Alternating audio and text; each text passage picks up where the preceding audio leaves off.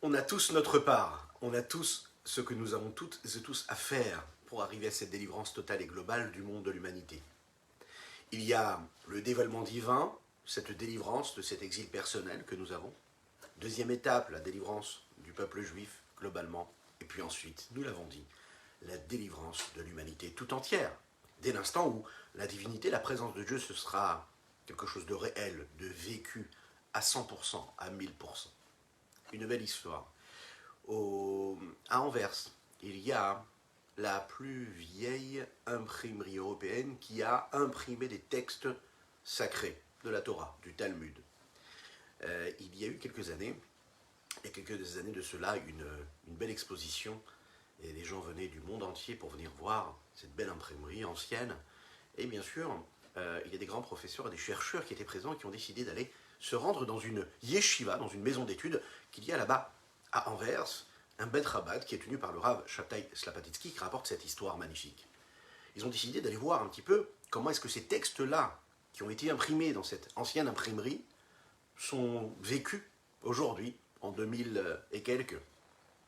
Et donc voilà que cet homme-là, ces hommes, pardon, ils étaient plusieurs chercheurs, professeurs, sont installés à table, on leur a servi quelque chose à boire, et ils ont regardé comme ça autour d'eux, ils ont vu une 70 bachorim, jeunes gens, en train d'étudier la Torah encore et encore, encore et encore. Et surtout, ce qu'ils voyaient, c'est leur attitude physique. Ils bougeaient, ils se parlaient, il y avait une voix forte. Hein, si vous avez l'occasion de rentrer une fois dans une yeshiva, une maison d'études, on n'étudie pas du tout en silence, comme dans une bibliothèque. On étudie avec ferveur, avec joie, il y a des mots qui sont dits, qui sont prononcés, la voix est forte, elle est portée, il y a des discussions mouvementées. Oui, quand on étudie la Torah, cela se fait avec une grande vitalité. Ils ont été surpris de cela. Et leur question, elle a été comme ça. Comment ça se fait qu'ils étudient ce texte-là, qui a été imprimé il y a des centaines, des milliers d'années, et comment ils arrivent à avoir autant de ferveur? Pourquoi est-ce qu'ils ont cette vitalité-là? Deuxième question qu'ils ont eue, c'est comment ça se fait que dans les universités, en général, dans les bibliothèques, lorsque les étudiants révisent leurs cours, qui travaillent leur mémoire, cela se fait en silence. Il n'y a pas de voix, il n'y a pas de gesticulation, il n'y a pas de mouvement. On ne bouge pas, on étudie tranquillement dans son coin, on se concentre. Et là, le Rav de leur répondre, le Rav Shabtai Slapatitsky de leur répondre, tout simplement, puisqu'il y a une discussion dans l'étude qui est assez profonde, donc c'est vécu avec vitalité, c'est une réponse qui ne leur a pas suffi. Et là, elle a expliqué un petit peu plus le sens profond, c'est magnifique. Lorsqu'on étudie la Torah, chaque mot qu'on prononce dans la Torah, on est en train de développer une sainteté, une présence divine. La Torah, c'est pas juste une science, ça n'est pas de la sagesse, ça n'est pas une idée intellectuelle. La Torah, c'est quelque chose de vécu, c'est une vitalité divine. C'est quoi? C'est la sainteté, c'est Dieu qui se révèle, qui se dévoile, à travers chaque mot de Torah que l'on prononce. Donc en fait, on s'inscrit dans quelque chose qui nous dépasse complètement. Quand on étudie des sciences profanes, entre guillemets, à l'université, on ne dévoile aucune vitalité. On dévoile une idée intellectuelle. Là, on s'attache à l'infini. On s'attache à la sainteté de Dieu, à l'infini du Saint béni soit-il. Voilà pourquoi il y a ce mouvement quand on étudie la Torah. L'importance de l'étude de la Torah. Boker Tov les Koulam, bonjour à toutes et à tous. Infiniment heureux de vous retrouver en cette magnifique matinée que Dieu nous offre sur la terre. J'espère que vous allez bien. J'espère que vous avez passé un bon Shabbat. On se retrouve donc pour étudier notre parcelle, petite partie de Tanya, du jour aujourd'hui, mais qui a un sujet qui est très profond, dans les mots assez courts, mais dans le sujet et dans la profondeur très très importante. On va le développer à travers les études, d'un des discours du Rabbi de Lubavitch sur cette question-là, de la Triyat HaMetim, de l'époque, la période du Mashiach et de la résurrection des morts qui suivra Be'ezrat Hashem. Juste après, c'est quelques notes de Nigun.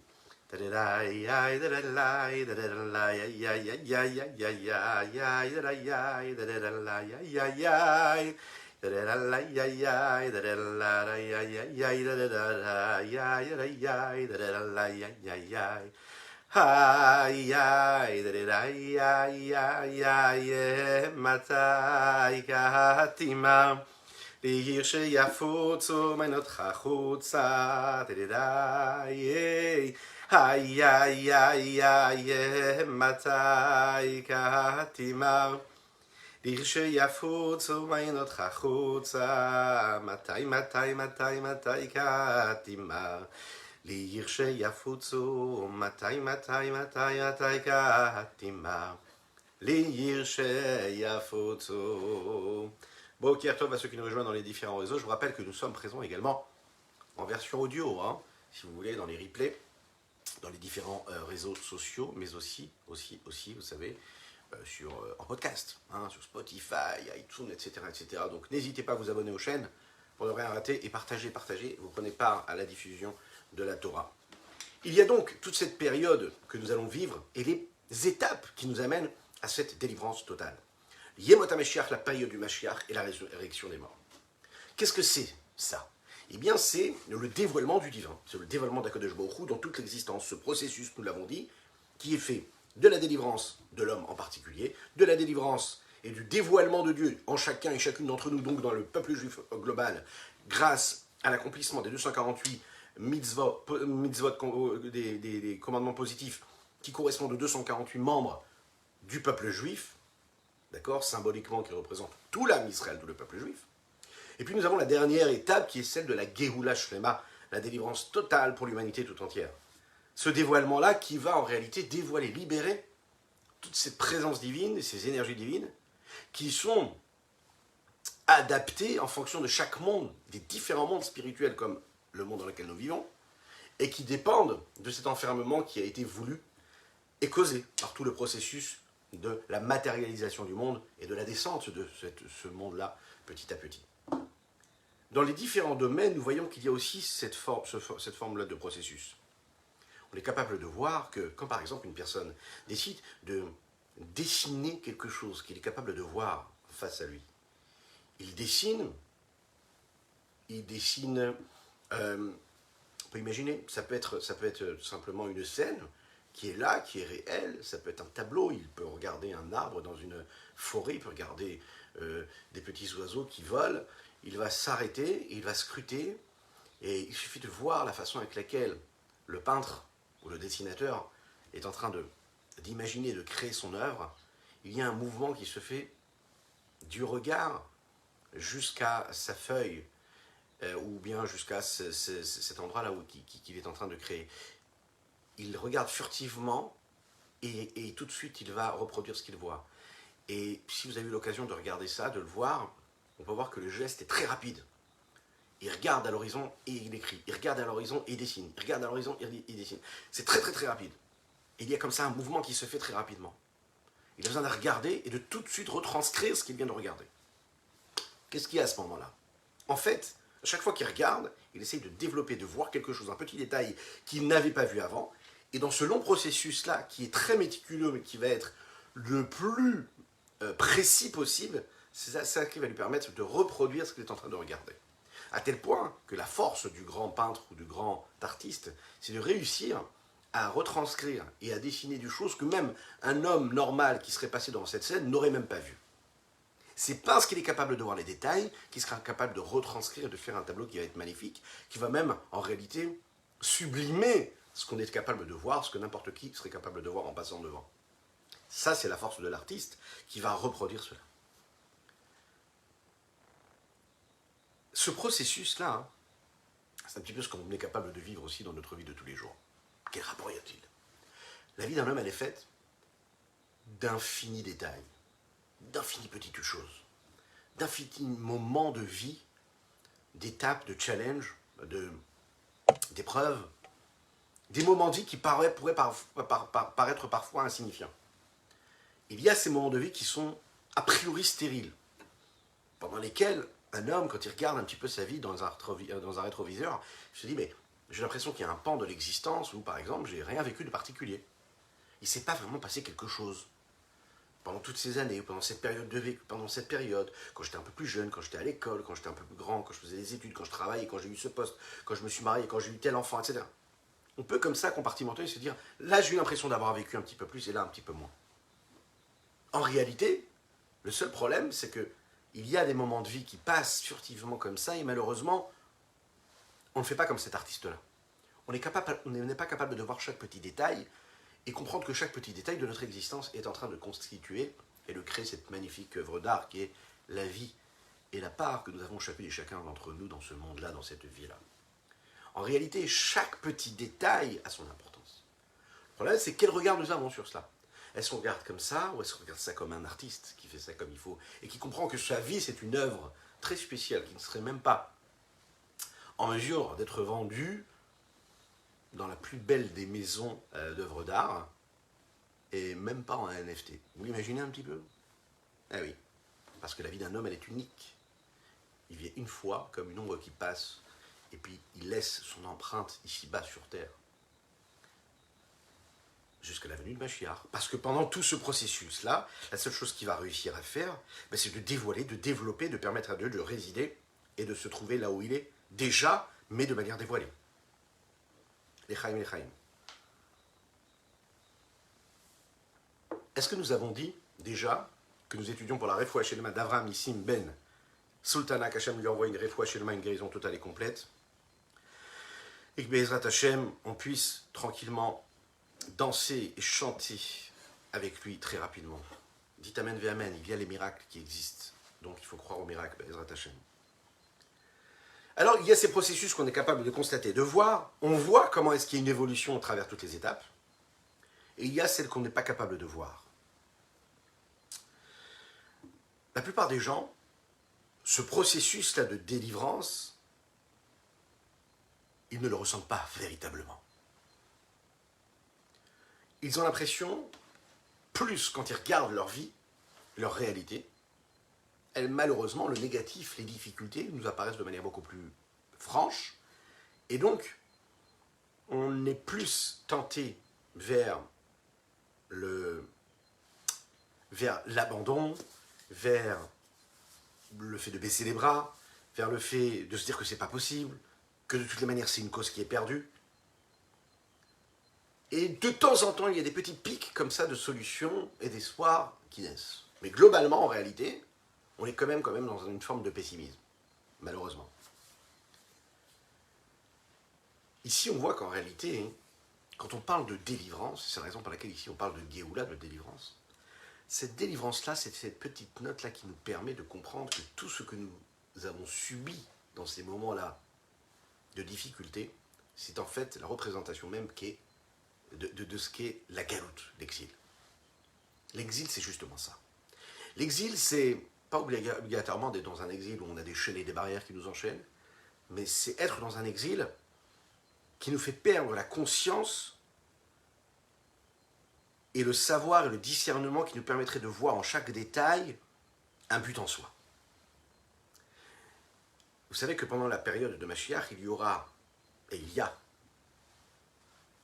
c'est pas le genre de la maison d'interpréter ce qui se passe dans la vie de tous les jours, ce que le monde est en train de vivre, mais il y a ce qu'on appelle les souffrances, comme une maman qui enfante d'un bébé et qui a tout ce processus avant de donner la naissance, de souffrir. Toutes ces douleurs-là, c'est ce qu'on appelle les douleurs de la naissance, la mise au monde.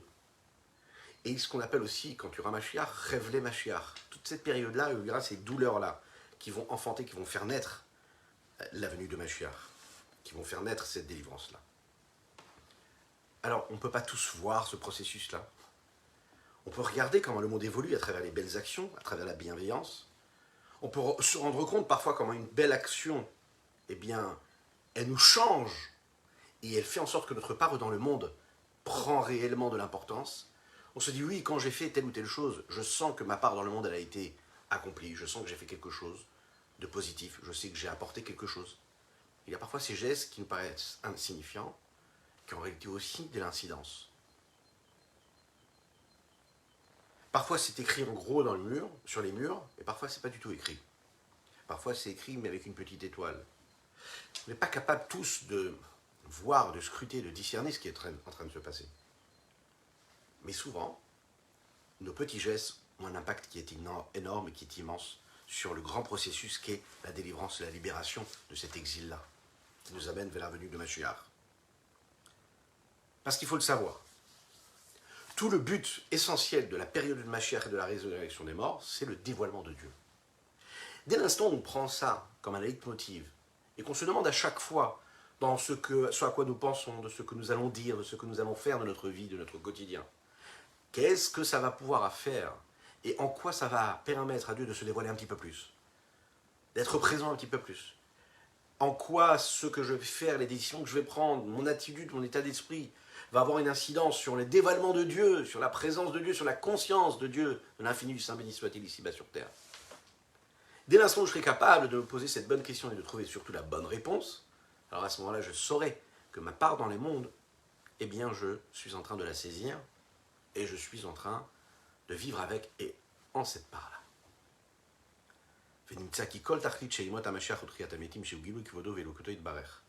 but de toute cette période de Mashiach, de la résurrection des morts, qui est le dévoilement de l'honneur et de la divinité ici-bas sur terre, d'un côté, ou de l'autre côté,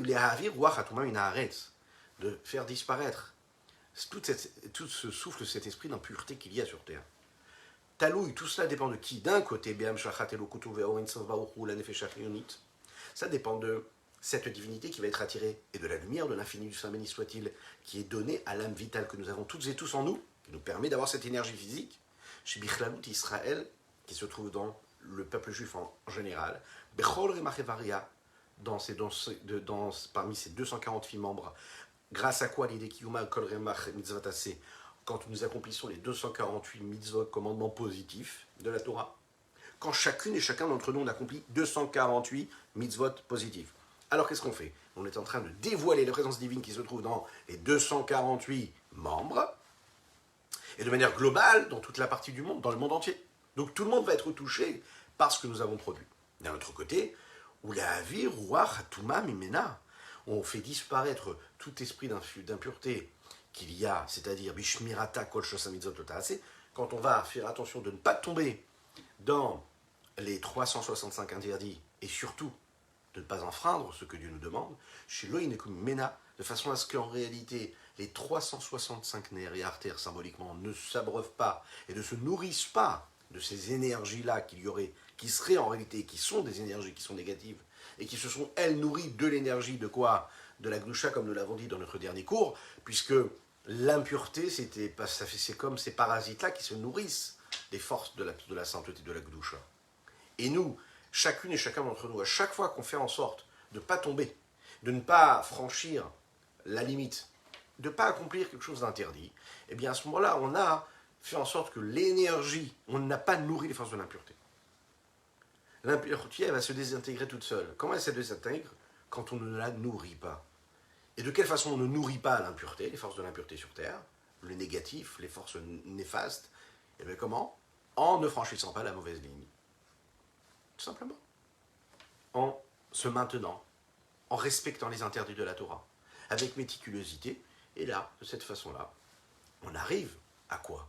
À faire en sorte qu'on s'inscrit dans la globalité même de ce que Dieu nous demande, à travers l'accomplissement de la Torah et des mitzvot, à travers chaque chose que nous faisons, on arrive justement à quoi? Tout simplement à accomplir cette volonté et à faire résider Dieu ici-bas sur terre de manière totalement dévoilée. Ce qui nous amène vers cette période-là où Mashiach arrivera à Ezrat Hashem. Lechaim, lechaim.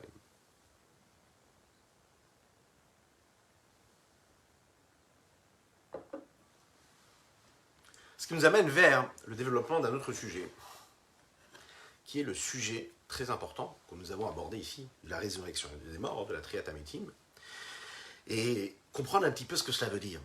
Pour cela, je vous propose de développer ensemble une étude qui a été donnée par le rabbi de Lubavitch en Tavshin Mem Vav, ce qui correspond tout simplement à l'année 5746. Allez, une date profane, ça donne 1900,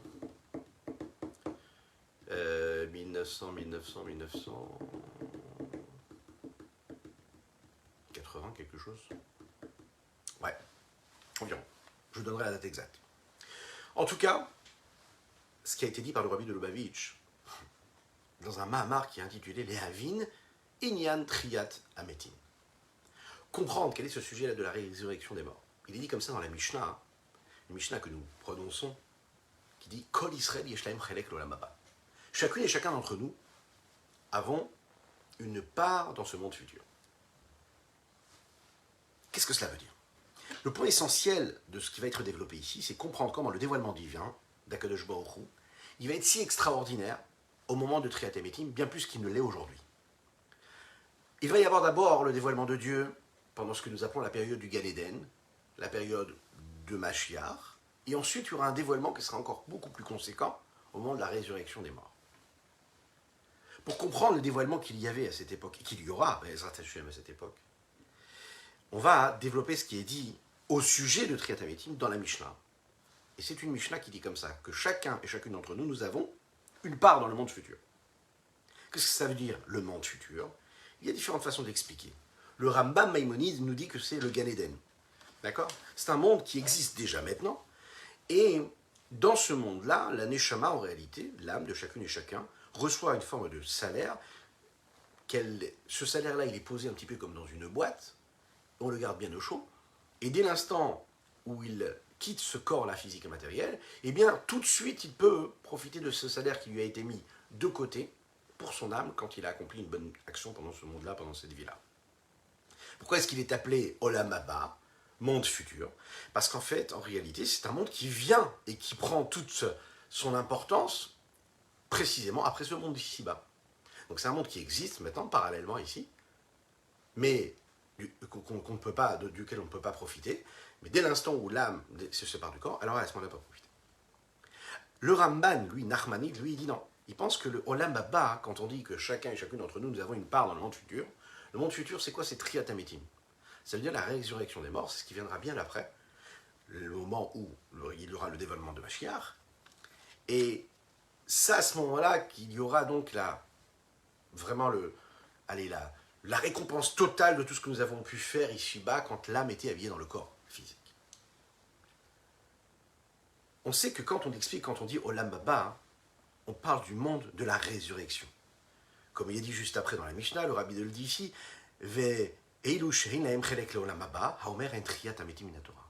qui est celui qui n'a pas de part dans le monde futur? C'est celui qui dit qu'il ne croit pas en le monde futur.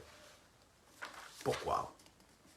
Parce qu'il est dit comme ça dans la Gemara, dans le Talmud, dans le traité Sanhédrin, ou kafar betriat hametim. Il a renié la résurrection des morts. C'est la raison pour laquelle il n'aura pas donc de part dans la résurrection des morts. Tu n'y crois pas? Eh bien, tu ne l'auras pas. Tu veux la voir, il faut y croire. C'est logique. Bon. La Chassidoute nous explique et elle dit, voilà, que l'on se penche plus du côté de la vie du Ramban, de Nachmanide, et elle fixe ce qui a dit comme ça, que le Olam Haba, c'est Triat Hametim. Le monde futur, c'est la résurrection des morts. La preuve, c'est qu'ensuite, il est dit comme ça, juste après ce qu'on vient de dire, que celui qui dit qu'il n'y a pas Olam Haba, il n'y aura pas Triat Hametim. Celui qui renie Triat Hametim, il n'en aura pas donc de part.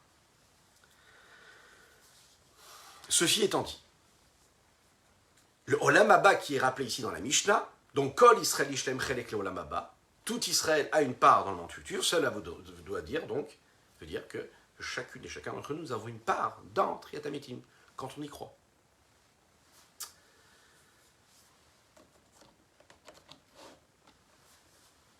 Quand nous disons dans la Mishnah que chacun et chacune nous avons une part dans ce monde futur, ça veut dire que dans le Gan Eden, qui est parfois appelé aussi le Olam Haba, parce que le Gan Eden, c'est ce qui va être produit comme une récompense à ce que l'homme a pu apporter dans sa vie de tous les jours. Qui est-ce qui va pouvoir atteindre ce niveau-là? C'est celui qui aura fait l'effort pendant toute sa vie de faire ce qu'il y a à faire. Il y a des conditions pour cela. Pour mériter le Gan Eden.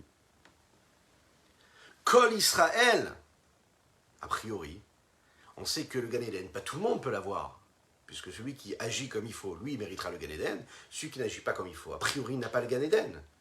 Alors comment est-ce qu'on peut dire ici que Kol Israël, que tout le monde a une part dans le monde futur, et tout le monde là? D'ailleurs, le Rabbi rapporte ce que David Amelech dit dans les Tehilim, Mi ya'ale be'ar Hashem, neki kapayim uvar levav. Qui est-ce qui va pouvoir monter et atteindre la grande montagne de Dieu? C'est celui qui a les mains qui sont propres, et qui a un cœur qui est saint. C'est-à-dire que pour mériter cela, il faut quand même avoir fait un effort, il faut avoir fait quelque chose. Si tu veux recevoir les dévoilements divins qui éclairent le monde du Gan Eden, eh bien, tu vas devoir te tenir comme il faut, il va falloir que tu fasses ce que tu as à faire. Et ensuite, tu pourras mériter cet état-là qu'il y a dans le Gan Eden, de dévoilement divin. Ça, c'est quand on parle du Gan Eden. Mais quand on parle du moment de Triyat HaMetim, qui est en réalité ce que nous appelons l'Olam Haba, le monde futur, donc la résurrection des morts, là, on nous dit que tout le monde a une part, quelque part. Ça veut dire qu'on n'est pas en train de conditionner le dévoilement divin que tu pourrais recevoir dans le monde futur par rapport à ce que tu as fait ou pas dans ta part dans le monde, dans ce que tu devais faire. Le Rabbi pose une question, il dit, mais a priori, on le sait, que le dévoilement qu'il y aura dans le monde de la délivrance et dans le monde précisément de la résurrection, il est beaucoup plus élevé que le dévoilement qu'on va recevoir dans le Gan Eden. Donc la question c'est comment est-ce qu'on peut dire que les dévoilements qui vont éclairer, qui vont avoir lieu dans le monde de la résurrection, dans cette étape-là, qui sont bien plus élevés que les dévoilements qu'il y a pendant le Gan Eden, eux pour correspondre en fait à tout le monde, alors que les dévoilements de Dieu qui se trouvent dans le Gan Eden, eux, sont saisissables que par des personnes qui auraient mérité ces dévoilements-là. Triyat HaMetim, c'est le summum du dévoilement divin. Ça, tout le monde peut l'atteindre. Gan Eden, qui lui est à un niveau qui est moins important de dévoilement, lui, il est là que pour des gens qui le méritent. Bonne question. Lechaim, lechaim.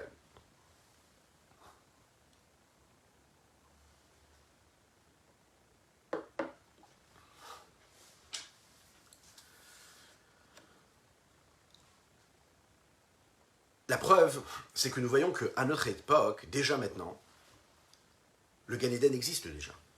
Par contre, les dévoilements du monde de la résurrection des morts, là, on pourra les ressentir que Bezrat Hashem, quand il y aura la Triyat HaMetim, quand il y aura la résurrection des morts. Donc ça veut dire que le dévoilement qu'il y aura quand il y aura Triyat HaMetim est beaucoup plus élevé que le dévoilement qu'il y a pendant le Gan Eden. La preuve, c'est que le dévoilement du Gan Eden est déjà présent. Encore plus que cela. Puisque la résurrection des morts, ce sera donc la dernière étape de la venue de Mashiach, on peut comprendre que tous les dévoilements qu'il y aura pendant cette résurrection sont même plus élevés que les dévoilements qu'il y aura quand Mashiach va arriver. On arrive au summum, au top du top. En résumé, quand dans la Mishnah on nous dit que Kol Israël Yeshtaim Chelek Leolam Haba, que chacune et chacun d'entre nous, nous avons une part dans le monde futur, cela veut dire deux choses. Première chose, le monde futur, c'est le monde de Triyat HaMetim, la résurrection des morts. Deuxième chose, Kol Israël, c'est-à-dire que tout le peuple juif aura le mérite de vivre la résurrection des morts. La question qui se pose maintenant, c'est comment ça se fait que les dévoilements phénoménaux extraordinaires que l'on aura la possibilité de voir pendant la résurrection des morts seront aptes et seront proposés à tout le peuple juif, alors que les dévoilements qui sont dans le Gan Eden, qui est clair dans le Gan Eden, sont bien moindres a priori. Et là, on nous dit que, comme dit David Amelach dans les Télim, il y a seulement celui qui le mérite qui peut l'avoir. Là, le Rabbi va nous dire qu'il y a plusieurs étapes dans le dévoilement du divin.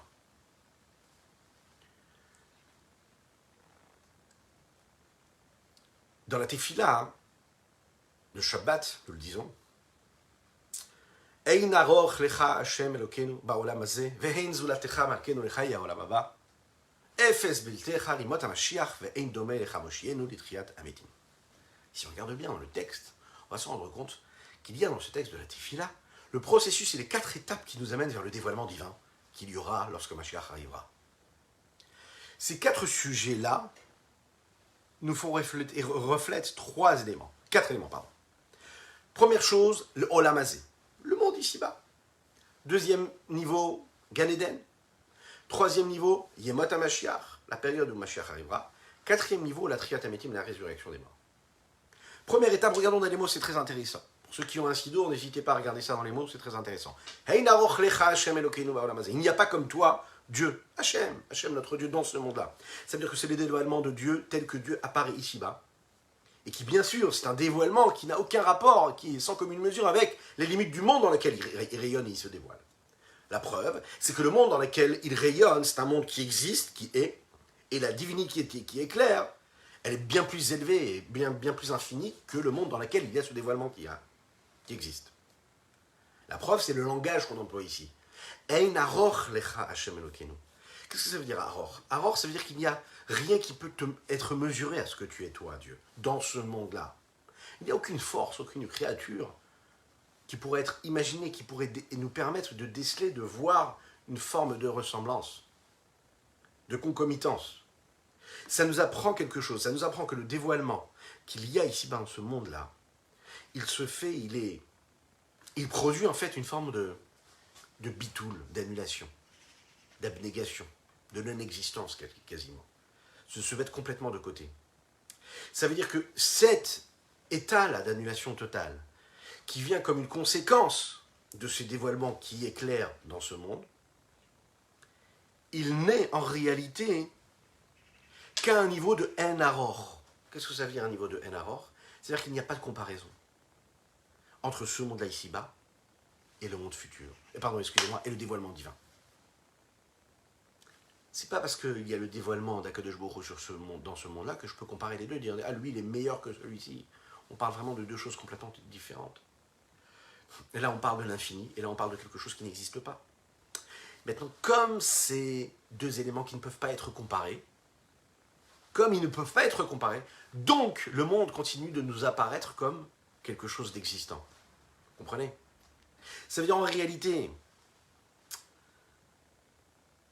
puisque Dieu n'est pas comparable à ce monde-là, et que ce monde-là, on ne peut pas du tout le mettre sur le même piédestal, et dire voilà, ça c'est une valeur qui est plus grande que celui-ci, donc par définition, il ne s'annule même pas en réalité.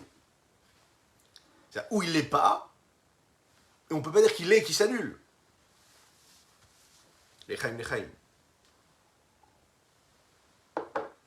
C'est la raison pour laquelle on n'est pas capable de ressentir de ce monde-là une forme d'annulation totale, qui lui renierait le fait qu'il y aurait un monde, parce que le fait d'être annulé total, ça veut dire qu'il n'y a plus de monde. Donc si tu ne perçois plus de monde, oui, tu atteins cette forme de niveau. Mais puisque là, on ne peut pas l'atteindre, donc c'est quelque part, on va dire comme ça, il y a le monde, mais on ne peut pas du tout comparer avec ce que tu es toi. Deuxième niveau, c'est dans le monde futur. Ici, nous parlons du Gan Eden. Il y a le dévoilement d'Akadosh Baruch Hu qui est très élevé. C'est la raison pour laquelle la sensation que nous avons à ce moment-là, c'est que Ein Zulatecha, il n'y a rien d'autre extérieur à l'existence même de Dieu. Ça veut dire, il y a quelque chose qui existe, cet état de Gan Eden, mais que cette chose-là, c'est que Dieu. Ce n'est rien d'autre. C'est en fait ce qu'on appelle dans la Chassidut ou dans la Kabbalah, Bitul Bimtsiut. Ça veut dire qu'il y a quelque chose, mais que ce quelque chose-là est complètement soumis à Dieu. Troisième niveau, Efes Biltecha Goalin Olimot HaMashiach. Quand il y aura Mashiach, cette période de Mashiach, il y aura un dévoilement du divin qui sera tellement extraordinaire, qui va faire en sorte, qui va causer, qui va entraîner, que toutes les créatures auront cette sensation de ne pas être. Il n'y aura pas. Dans le Gan Eden, il y a un ressenti d'annulation qui est quoi? Ein Zulatecha, ça veut dire que c'est la négation. Il n'y a pas. C'est-à-dire qu'il y a quelque chose qui existe, mais qui se soumet à Dieu. De quelle façon? Comme si qu'il y avait quelque chose et qu'on l'a annulé. D'accord? C'est une annulation qui est en fonction de quelque chose qui aurait pu être et qui n'est pas. Le Gan Eden qui lui est totalement annulé, déjà lui, et à quoi? Au dévoilement du divin qui lui se dévoile. C'est deux formes d'annulation, deux niveaux d'intensité. Alors que pendant la période du Mashiach, on va ressentir en fait, non pas l'annulation de la négation, mais l'annulation du nul, de rien. Ça veut dire que c'est en fait quelque chose qui n'est même pas calculable par rapport à une autre existence. Il n'est pas. Il n'y a rien d'autre que l'existence même de Dieu. Pourquoi? Parce que tout est dans la divinité, tout est défini et tout est vécu comme du divin.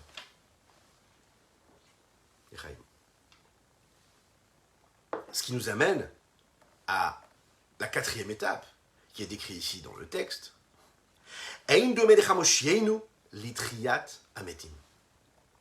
Lors de la résurrection des morts, l'essence même, l'intensité même d'Akadosh Baruch Hu, la transcendance du divin, elle sera tellement forte qu'on aura en fait une forme d'annulation qui serait que Ein Domelecha. Il n'y a rien d'autre qui pourra te ressembler. C'est Dieu lui-même. Pour comprendre quelle est la sensation qu'on est censé ressentir pendant Triyat HaMetim, il faut se poser la question. Comment est-ce possible que l'annulation extraordinaire que l'on va ressentir pendant la résurrection des morts, pendant cette période-là, ne sera qu'à un niveau de Ein Domelecha. Ça veut dire quoi? Ça veut dire que l'on donne quelque part une place à quelque chose d'autre, mais qui ne ressemblerait pas à Dieu.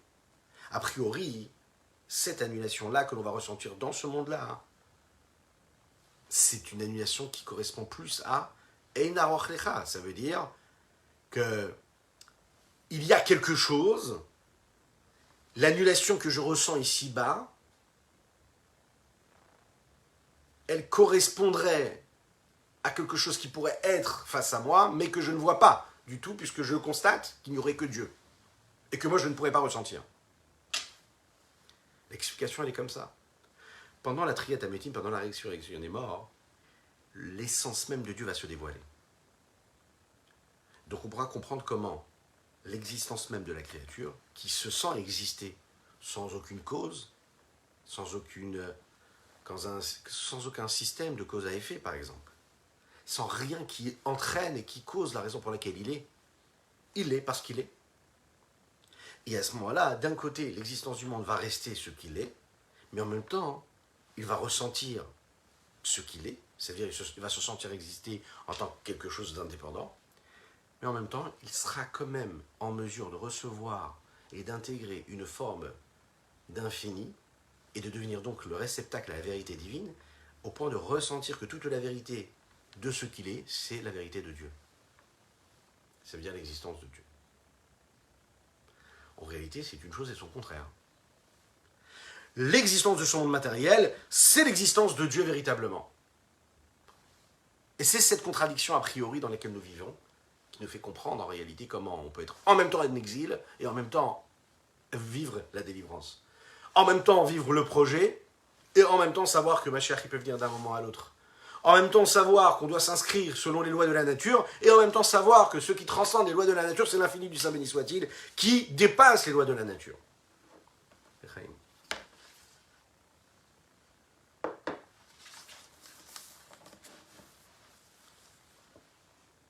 Puisqu'au moment de la résurrection des morts, il y aura donc un dévoilement qui sera très très grand, qui dépasse même le dévoilement du Gan Eden, et même un dévoilement qui sera plus grand que la période du Mashiach global. La question qui se pose maintenant, c'est comment est-ce que ça se fait, comment se fait-il, comment est-ce qu'on peut être capable de dire que tout Israël, tout le peuple juif, peu importe ce qu'il fait ou ne fait pas, peu importe son niveau d'attachement à Dieu, aujourd'hui, dans ce qu'il fait, comment se fait-il qu'on puisse dire que tous vont recevoir et vont mériter les dévoilements qu'il y aura pendant cette période-là, de la résurrection des morts, alors que les dévoilements du Gan Eden que l'on mérite, maintenant, dépendent que de conditions très particulières et précises. Pour conclure là, ce petit détail-là que nous avons développé maintenant, il y a 4 niveaux dans les dévoilements du divin et dans l'annulation que nous avons pour Dieu.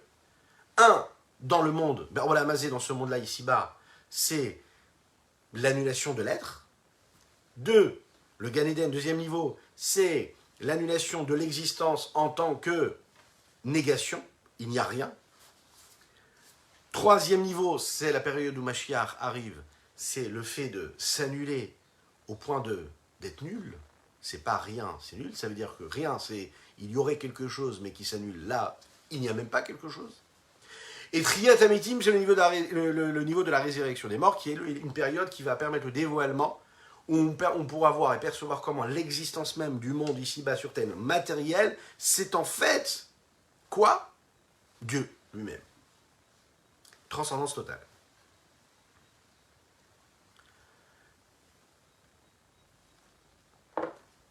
Dans ce paragraphe-là, le rabbi, il va nous expliquer comment Ve'amer kulam tzadikim.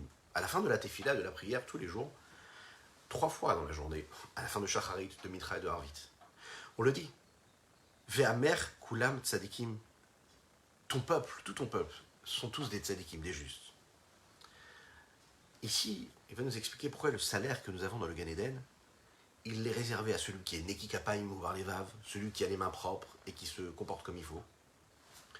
Alors que le salaire qu'on aura pendant la résurrection des morts pour tout le peuple juif, lui, ne sera pas dépendant de cela.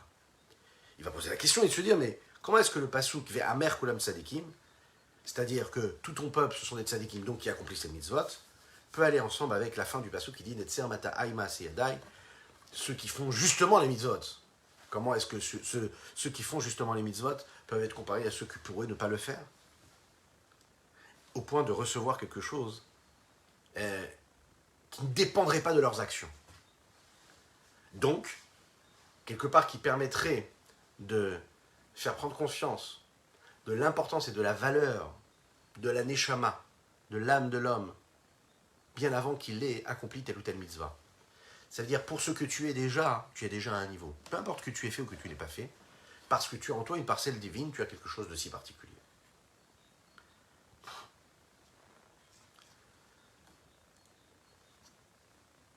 Une personne qui étudie la Torah et qui s'investit pendant son existence pour étudier la Torah a besoin de force, d'énergie. Pour avoir ces forces et cette énergie-là, il va utiliser son intellect. Il va utiliser des forces qui sont profondes, qui sont intérieures et qui sont souvent spirituelles, qui dépassent les contraintes matérielles et physiques. Il va utiliser les outils de la pensée, de la parole qui sont spirituels. C'est-à-dire qu'il met en mouvement quoi ? Un investissement de l'âme, et donc le salaire qu'il va engendrer par cela dans le Gan Eden sera donc un salaire qui sera spirituel, uniquement pour les âmes et non pas pour les corps. Alors que le salaire que nous sommes capables de recevoir, lorsque nous agissons, lorsque nous faisons une mitzvah, mitzvot ma'asiot, avec le corps, alors à ce moment-là, la récompense que l'on aura, c'est une récompense que l'on aura avec le corps, donc pendant la Triyat HaMetim. Lorsque les morts vont ressusciter, c'est des corps qui vont ressusciter, puisque les âmes sont toujours là.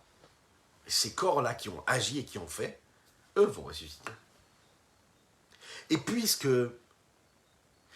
tout Israël a une part dans le monde futur, parce que chacun et chacune d'entre nous qui faisons et qui accomplissons ces mitzvot, on le sait d'ailleurs, il y a un principe comme ça qui dit Posh e Israël meleim mitzvot karimon.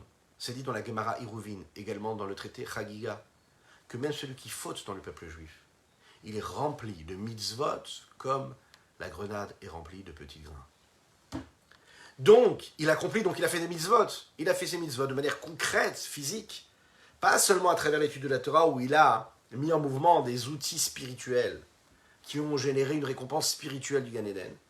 Il a mis en mouvement son corps, il a fait quelque chose, alors il a généré une énergie et une récompense qui sera physique à travers la Triyat HaMetim de la raison qui sont immenses. C'est la raison pour laquelle on peut comprendre que Kol Israël Yishlaem Chelek L'Olam Haba, tout le peuple juif a une part dans le monde futur, puisque tout le monde est considéré comme tzadikim, ve'amer kulam tzadikim. Leolam Irshu Haaretz, et ils vont tous mériter Haaretz. Qu'est-ce que c'est Haaretz ? C'est le Olam Haba, le monde futur. Si on regarde un petit peu plus profondément cette histoire-là qui est développée ici, c'est quoi ? En fait, le Tana, dans la Mishnah, il est en train de nous dire pourquoi est-ce que tout le monde a une part dans le monde futur ? Eh bien pourquoi ? Parce que tout le monde est tzadikim. Pour avoir une part dans le monde futur, il faut être un tzadik. Et puisque tout le monde est tzadikim, alors on a tous une part dans le monde futur.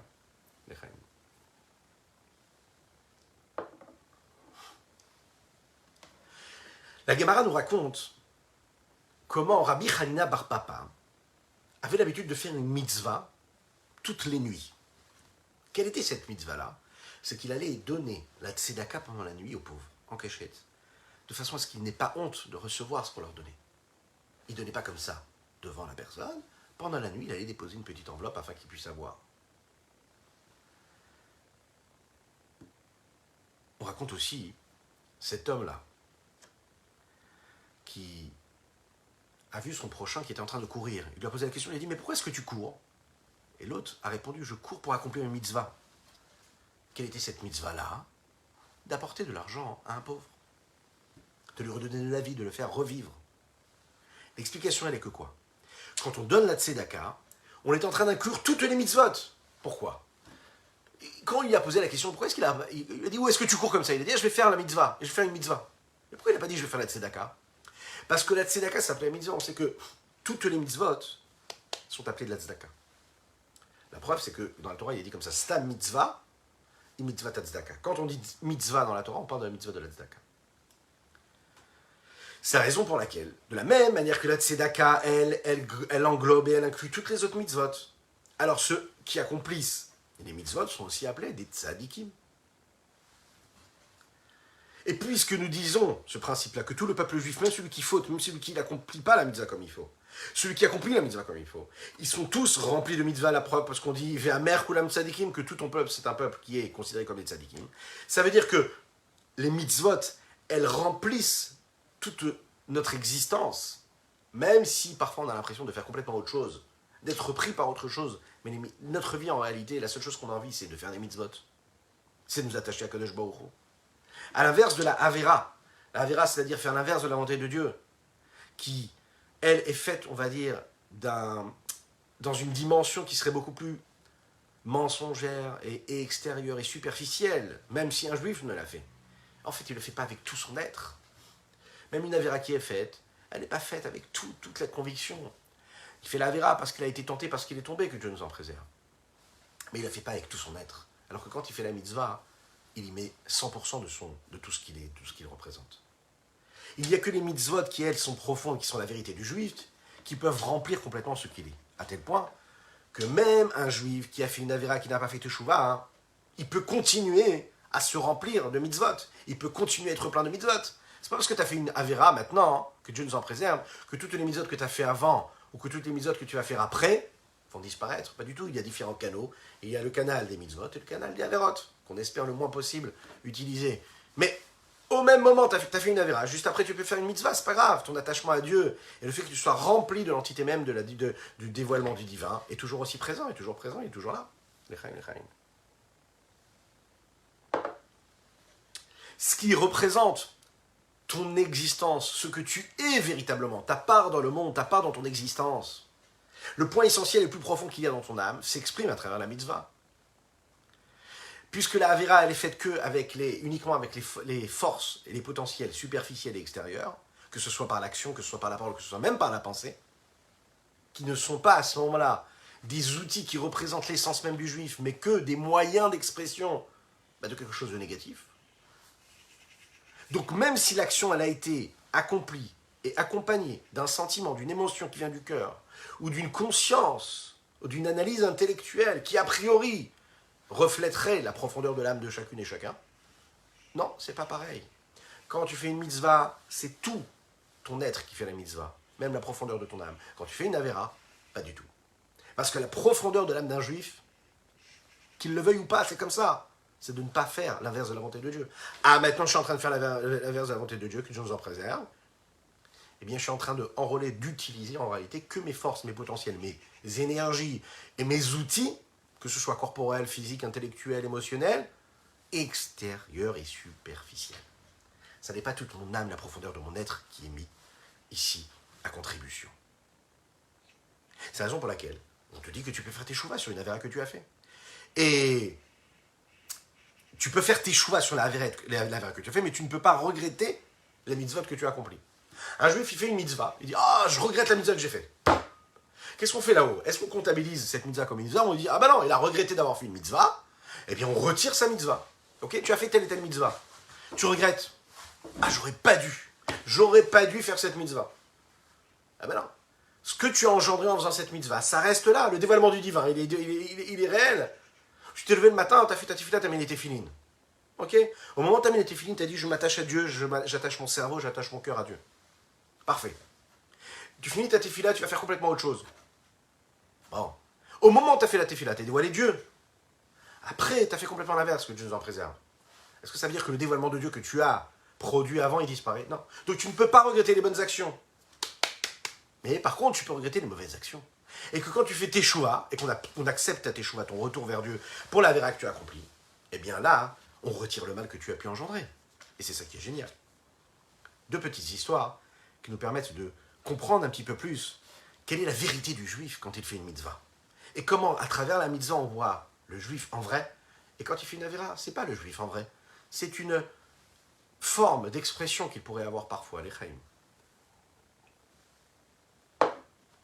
Un jour, il y a un juif qui était en entrevue privée avec le rabbi de Lubavitch.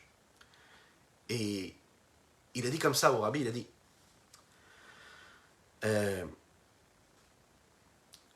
il est dit comme ça dans les textes, ce que nous avons dit juste avant, que Afilu Poshe Israël, Rekanim M. Afilu Rekanim chez Becham Elim Mitzvot Karim. Il est dit que même ceux qui fautent, qui sont vides de mitzvot, eh bien, ils sont remplis de mitzvot comme les graines qu'il y a dans une grenade. Il a posé la question, il a dit, mais puisqu'on parle de gens qui sont des fauteurs, qui sont vides, comment est-ce qu'on peut dire qu'en même temps, ils sont vides et en même temps ils sont remplis? S'ils sont vides de mitzvot, ils sont vides, Parce qu'ils sont fauteurs. Comment est-ce qu'on peut dire qu'ils peuvent être remplis de mitzvot en même temps? Le rabbi, on dit ici, le rabbi, il a quasiment rougi. Et il lui a dit comme ça, il lui a dit, tu as étudié ce que les chachamim, ils disent. Mais la question, elle s'est posée de manière inverse pour toi. T'as mal compris, t'as posé la question à l'inverse. Si, c'est comme ça qu'il faut poser la question, si le peuple juif, il est rempli, chacun et chacune d'entre nous, on est rempli de mitzvot comme les graines qu'il y a dans une grenade, pourquoi est-ce qu'ils sont appelés vides et dépochés Israël? Est-ce que vous voyez un petit peu l'angle de vue qui est totalement différente? C'est la beauté de la chassidoute et du rabbi. Il est dit dans le texte comme ça, on reprend. Afilu rekanim shebecha melei mitzvot karimon. Même ceux qui sont vides, ça veut dire quoi? Ceux qui fautent, sont remplis de mitzvot comme la grenade. Il pose la question, il dit, s'ils sont vides, comment est-ce qu'ils peuvent être remplis? Le rabbi lui dit, mais regarde les choses de manière inverse. C'est pas ça qu'il faut dire. Il faut dire, puisque le juif il est rempli comme une grenade, alors comment est-ce qu'il peut être considéré comme un fauteur? Tout est dans cette phrase, la vision des choses. Tu as ton fils qui est en face de toi, qui n'agit pas comme il devrait agir. Tu lui dis, mais comment est-ce que tu peux te comporter comme ça? Arrête de faire des bêtises. Ouais? Non. Puisque toi tu es une grenade plein de mitzvot, puisque tu n'es pas n'importe qui. Alors comment est-ce que tu as pu arriver à faire une chose pareille? C'est deux visions différentes.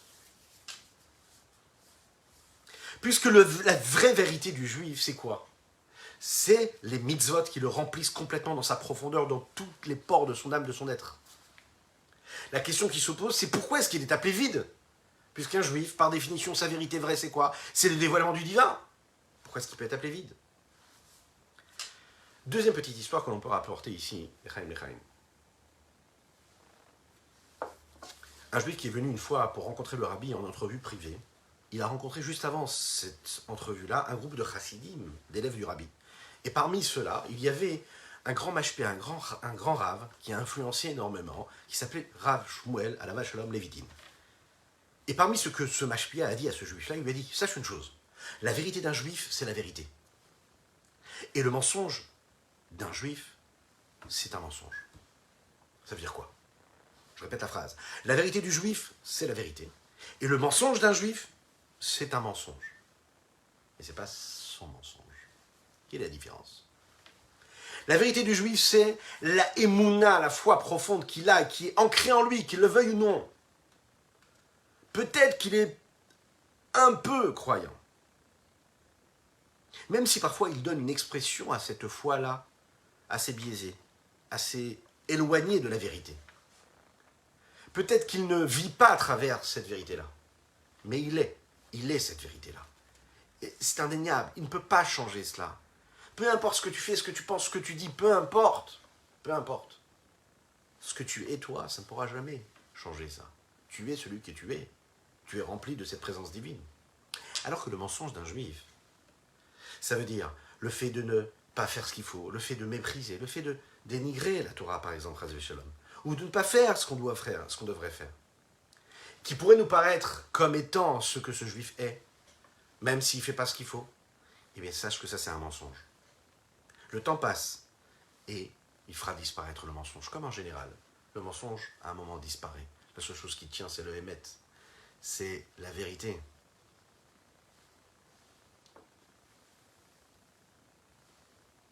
Comme le Rabbi Shneur Zalman le disait, Sfat emet ikon la'ad ve'adar yalishon shaker, sur ce qui est dit dans les Teilim. Sfat emet ikon la'ad. La parole de vérité, elle résidera, elle sera toujours là présente. Ça ne bouge pas la vérité. Ça ne peut pas changer la vérité. Midvar sheker, la parole, le mensonge, lui, disparaît. Ve'adar yalishon shaker. Le temps passe et très rapidement le mensonge disparaît. Puisque Ve'amer kulam tzadikim, puisque tout le peuple juif ce sont tous des tzadikim, et que tout le peuple juif il est rempli dans sa profondeur de mitzvot, et qu'il est appelé tzadikim, et il est appelé tzadik juste, c'est la raison pour laquelle les Olam Yirshu Haaretz, ils vont tous mériter, c'est pas un hasard si à la fin de chaque tefila, de chaque prière, tous les jours, 3 fois par jour, on dit ce texte-là, on dit ce verset-là, les Olam Yirshu Haaretz, tout le monde aura le mérite d'avoir le salaire de la Triyat HaMetim, de la résurrection des morts. Pour conclure, le Rabbi rapporte une autre question ici. Il rapporte sur ce qui a été dit dans la Mishnah, dans la fin de la Mishnah, de ce verset-là, de la Mishnah, de ce passage qui dit Netzer Matai Maaseh Yadai Leitpaer. Pourquoi est-ce que la Mishnah rapporte la suite de ce verset-là? Dans cette suite-là, on voit comment Akadosh Baruch Hu se glorifie de ce que les Bénis Israël sont, pas uniquement de ce qu'ils font, c'est-à-dire l'accomplissement de leur mitzvot, mais parce que eux, ils sont ce qu'ils sont, c'est-à-dire cet enchaînement-là, cette suite-là de ce qui a été initié par leur père, par leur grand-père, et surtout ce qui a été initié par Dieu lui-même, Maaseh Yadai. C'est-à-dire que Dieu, là, dans la fin de ce verset-là, ne se glorifie pas de ce que les bénis Israël, que le peuple juif fait en tant que mitzvot, parce qu'ils pratiquent la Torah et les mitzvot, mais par rapport à ce qu'ils sont et d'où ils viennent, et du fait qu'ils aient été créés par Dieu lui-même. Et donc, c'est donc la raison pour laquelle ils seraient donc méritants de ce monde futur.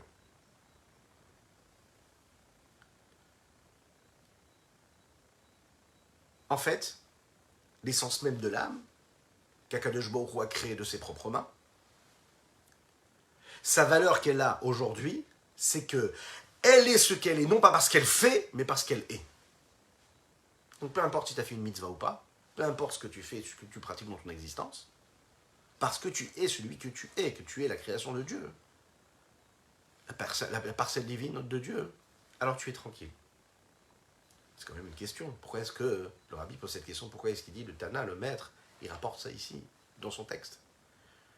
Pourquoi est-ce qu'il n'a pas laissé la première partie uniquement, qui dépend de l'effort de l'homme?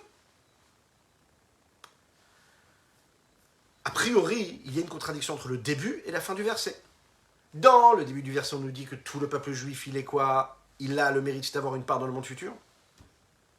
Et à la fin, on nous dit que c'est pas parce qu'il accomplit la mitzvah, c'est parce qu'il est ce qu'il est.